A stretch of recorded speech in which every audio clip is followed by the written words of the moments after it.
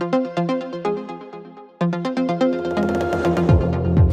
to Space to Ground. I'm Sandra Jones. This week, NASA announced the names of the 4 crew members who will orbit the moon as part of the Artemis II mission, and a Soyuz spacecraft moved from one docking port to another on board the International Space Station in preparation for upcoming space station traffic.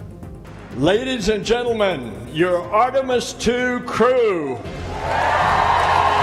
On Monday, NASA astronauts Reid Wiseman, Victor Glover, and Christina Koch, as well as Canadian Space Agency astronaut Jeremy Hansen, were announced to the world as the crew of Artemis II. These 4 humans will launch aboard the Space Launch System rocket and orbit around the moon as part of a 10-day mission, putting the Orion spacecraft through its paces ahead of a future moon landing mission.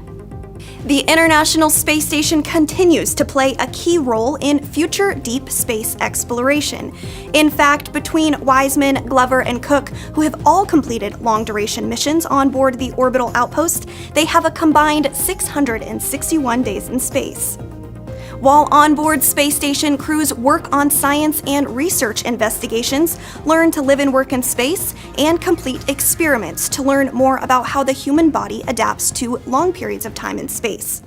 Our mission is 100% science. The science is what kept me motivated up there. Looking down at the Earth is incredible, but when you get to talk to the researchers, when we're talking to them real time as we're doing their experiments, and you hear the fascination in their voice, it kind of lit my fire. It was really great.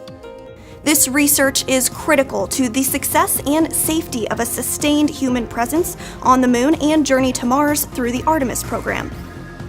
A Soyuz spacecraft now has a new home aboard the space station following a port relocation on Thursday.